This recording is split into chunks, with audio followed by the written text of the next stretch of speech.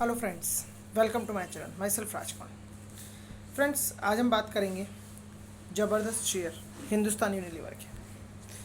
Friends, इस वक्त ये 2100 रुपये के आसपास चल रहा है और इसका जो 52 वीक हाई है वो 2900 रुपये के आसपास का है और 52 वीक लो है 1900 रुपये के आसपास। फ्रेंड्स, इसका जो नया टारगेट है वो मुझे लगता है 3000 प्लस का होगा। कारण क्योंकि अब जो कंज्यूमर गुड्स है उनका कंजम्पशन ज़्यादा होने वाला है। ज़्यादा होने से सेल बढ़ेगी, सेल बढ़ने से सेल की ग्रोथ के कारण प्रॉफिट में ग्रोथ होगी, प्रॉफिट की जैसी ग्रोथ होगी शेयर की ग्रोथ होना स्वाभाविक है। अभी जो इसकी ग्रोथ कम हुई, जो शेयर्स की जो प्राइजेस की जो ग्रोथ होनी चाहिए वो नहीं हुई, वो डाउनफॉल पे है। 2100 रुपये के आसपास है। इस शेयर में 25% से ज़्यादा की गिरावट है अपने 52 वीक हाई से। ऐसे शेयर से 25% की गिरावट होना कोई मामूली बात नहीं है, समझने की बात है। फ्रेंड्स, कोरोना के कारण लोगों में पैकेट फूड की आदत थोड़ी सी कम हो गई थी, कंजम्पशन कम हो गया था। लोग लिविंग फूड पे ज़्यादा आ गए थे, नेचुरल फूड पे ज़्यादा आ गए थे। लोगों की इनकम कम हो गई थी, मिडिल क्लास फैमिलीज़ की इनकम पे काफ़ी पड़ा और लोअर जो पब्लिक है बहुत सारे लोगों की इनकम पे इफेक्ट पड़ा कोरोना के कारण। एजुकेशन सेक्टर के लोगों पे बहुत इफेक्ट पड़ा कोरोना के कारण। तो फ्रेंड्स, उनकी जो कंजम्पशन कैपेसिटी थी वो डाउन आ गई। जो हिंदुस्तान यूनिलीवर जो प्रोडक्ट बनाती है, जो कॉस्टली प्रोडक्ट्स बनाती है और जो उसके अलावा भी और अदर प्रोडक्ट्स बनाती है जो घरों में बहुत यूज़ लिए जाते हैं, उसके कारण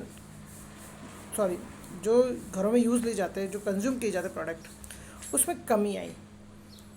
प्रोडक्ट्स को ख़रीदने में लोगों का जो कैपेसिटी था वो कम हुआ।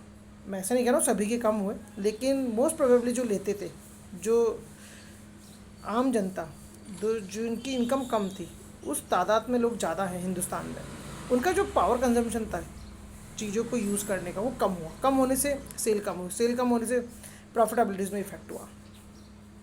फ्रेंड्स, आपको कोई भी कैपिटलाइजेशन बताए, कोई भी रेशोज़ बताए, कोई भी फाइनेंशियल स्टेटमेंट्स की बात करें, फ्रेंड्स, कंज्यूमर प्रोडक्ट्स कंपनियों में जब तक कंजम्पशन नहीं बढ़ेगा तो प्रॉफिटेबिलिटीज़ नहीं बढ़ेगी और सेल नहीं बढ़ेगी तो प्रॉफिट ग्रोथ नहीं होगी और ना ही फिर शेयर की प्राइजेस में ग्रोथ होगी। तो ये एक सबसे मेन रीज़न है। जब कोरोना के कारण इनकम में इफ़ेक्ट हुआ, उसका इफ़ेक्ट आगे तक आया और अब तक आ रहा है। अभी भी एजुकेशन सेक्टर पे आप देख लीजिए, मैं एक उदाहरण बता रहा हूँ एजुकेशन सेक्टर का, इसमें अभी तक ग्रोथ नहीं है। लोगों की नौकरियाँ पूरी तरीके से प्रॉपर वे में, प्रॉपर फॉर्म में नहीं आई हैं। बहुत से लोग अभी भी बेरोजगार हैं, अभी भी लोगों को स्कूल में नौकरियाँ प्रॉपर तरीके से नहीं मिली है, अभी भी कई लोगों को नौकरी की तलाश है।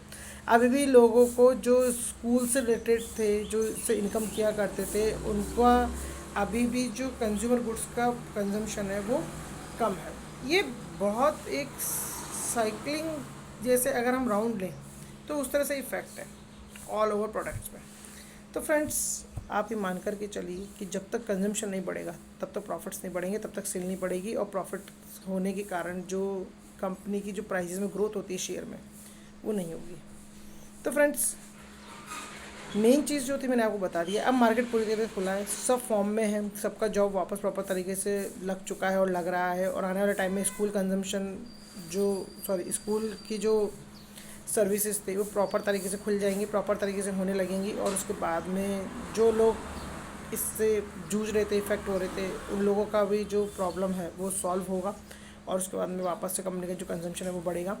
और जो नेचुरल चीज़ खाने के लोगों को आदत पड़ गई है वापस से पैकेट फूड की तरफ निकल रहे हैं, क्योंकि सब तरफ खुशहाली है, सब तरफ कोरोना का इफेक्ट कम है और सब लोग अब वापस से कोरोना को भूल करके नॉर्मल कंजम्पशन वाली चीज़ों को खा रहे हैं।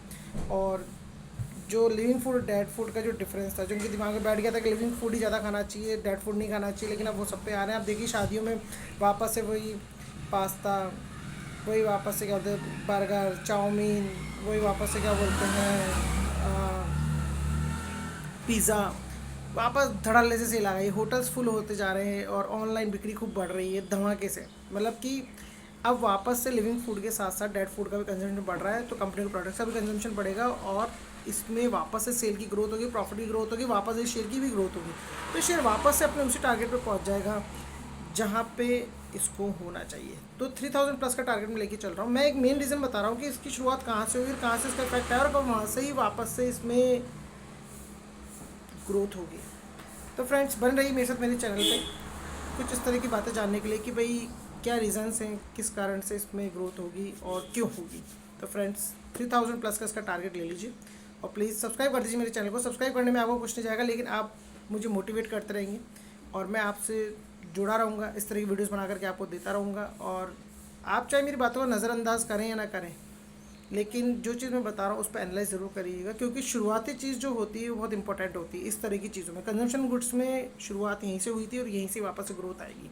चाहे आपको कोई भी एनालाइज करके कुछ भी बताए, लेकिन रीज़न जो मैं बता रहा हूँ वो यही है। आप खुद भी एनालाइज करके देख लीजिएगा, आपकी भी परचेसिंग पावर में कहीं ना कहीं कमी आई होगी। मैं कुछ ऐसे लोगों को भी जानता हूँ जिनको पैसों की कोई फिक्र नहीं है, मैं उनकी बात नहीं कर रहा, लेकिन मैं आम लोगों की बात कर रहा हूँ जिनको कि इतनी ही इनकम होती है कि जितना कि उनके कंजम्पशन के बाद में उनके हाथ में बहुत कम पैसा बचता है, सेविंग्स के लिए बहुत कम पैसा बचता है। उनके कारण जो ओवरऑल मार्केट में जो इफेक्ट होता है वो आता है, कंपनी प्रोडक्ट में आता है। अगर नीड की कंपनी चलेगी, मार्केट में प्रोडक्ट बिकते होंगे, उनकी सेल कम आएगी, जितनी आनी चाहिए ग्रोथ आनी चाहिए, ग्रोथ नहीं आएगी बल्कि कम और हो जाएगी, ये उतनी हो जाएगी।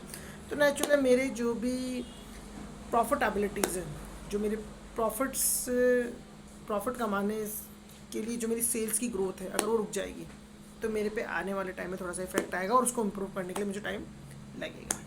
तो फ्रेंड्स, जुड़ रहिए मेरे साथ मेरे चैनल पे। Thanks for watching, have a nice time.